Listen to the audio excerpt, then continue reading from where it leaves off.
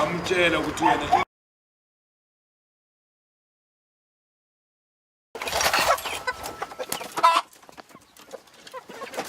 banka phili.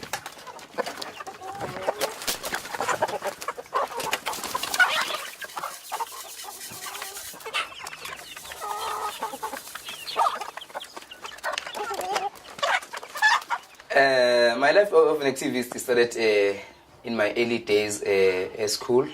Started through poetry, my consciousness around the Africa and the black man being oppressed by the system, both socially, politically, and economically. Both as a student, there were challenges that we used to face as a student from higher school or the secondary school.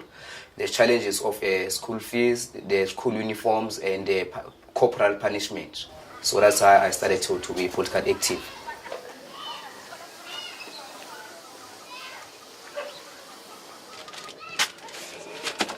This is the house where there is no access to electricity at all.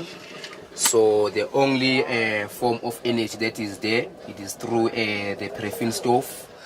Compared to the world-class countries that are developed, we only see a candle on special occasions when there is a special dinner, but here it's our basic source of light, you know. I'm so sad for winter because winter time. What I do, I normally go to the old coal yard where I dig up the leftovers of the coal, and then I dig the clay soil. I mix them with water together. I sort of make my own charcoal because I can't even afford to buy the coal that is sold at the shops. So winter time is a difficult time for me, being an unemployed person.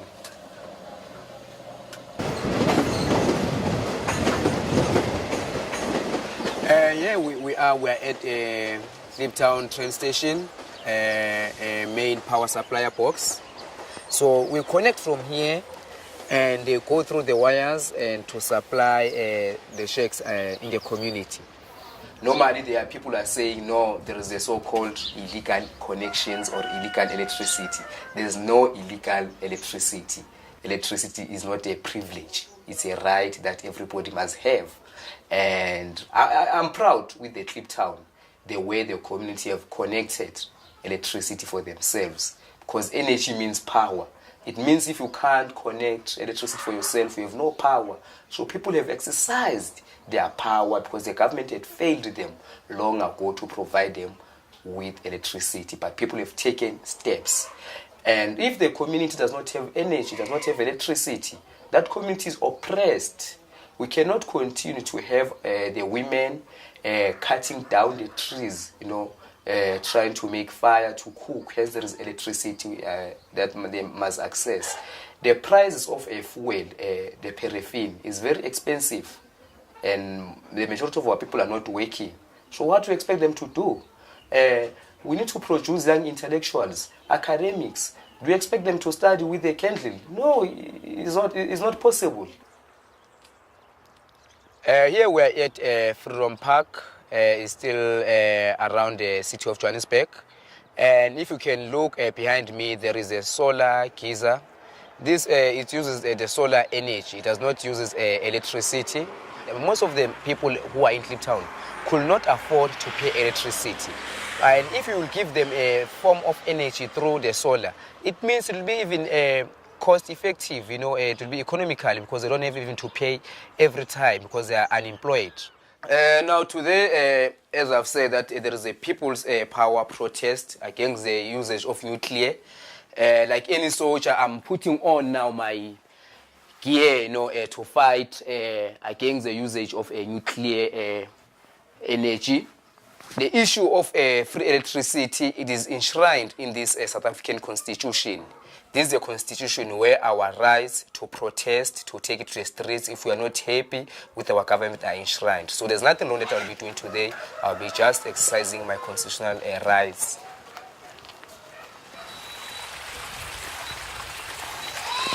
It is unfortunate that we as the poorest of the poor, we are always being used as a dumping site of the rich, of those who have. This is an area where the normal human beings are living.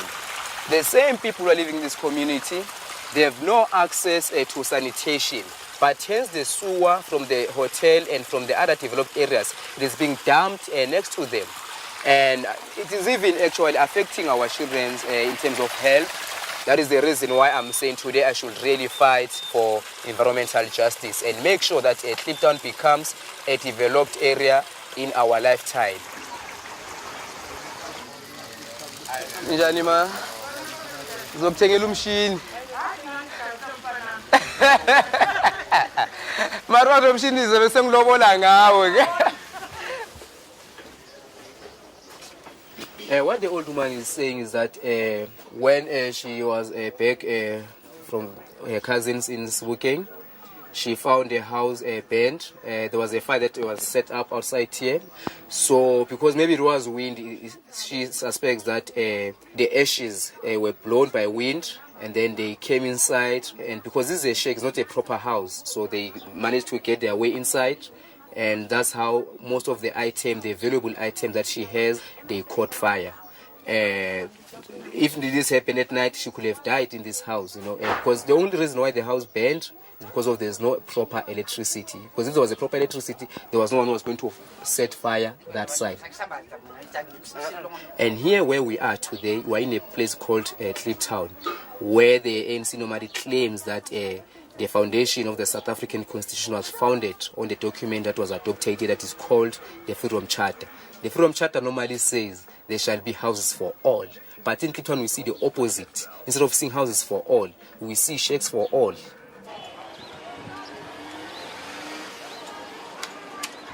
So as well as these young electricians or energy activists are connecting for us, they as well run a risk of being arrested, by the police, because we are being told that we are stealing electricity, and the corporate world, for instance, in the hotel here, and there are shops around here in Kliptown, they are saying that when we steal electricity, we are causing them to pay more. However, we don't agree with that. We believe this is our electricity, this is our area. And really, for me, it does not make a logic when we'll be having a 4-star hotel just a few meters across the railway line. We have an informal settlement that does not have electricity. So if these people don't have access to electricity, let them go there to the hotel and connect for themselves.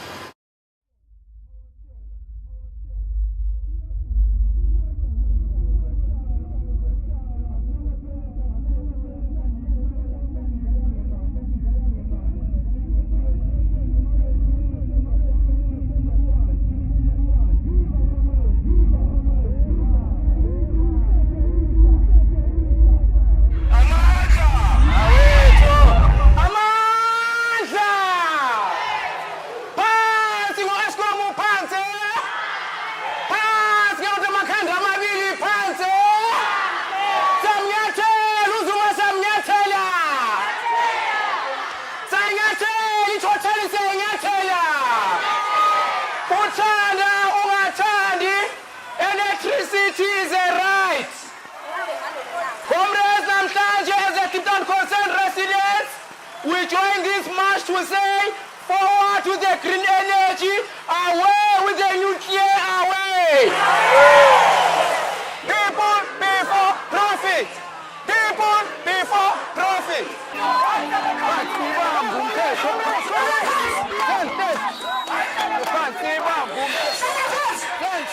The interest of the capitalist government and the interest of the working class are not the same.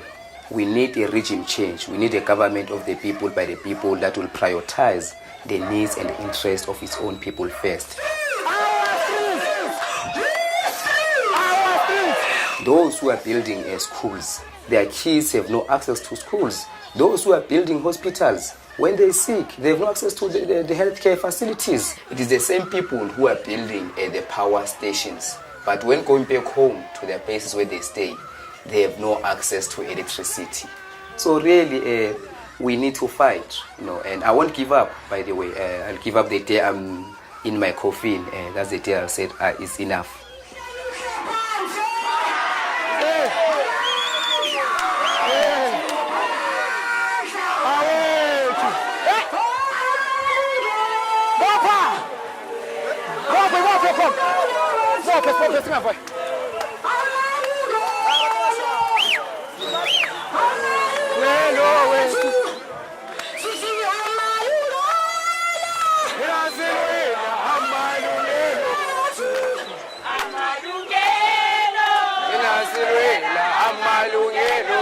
It's not that people they don't have energy. People have the energy to fight, and people they don't like to fight small by small. You know, the people of Kliptown, they don't believe in a theory that says the one who fights and run away lives to fight another day.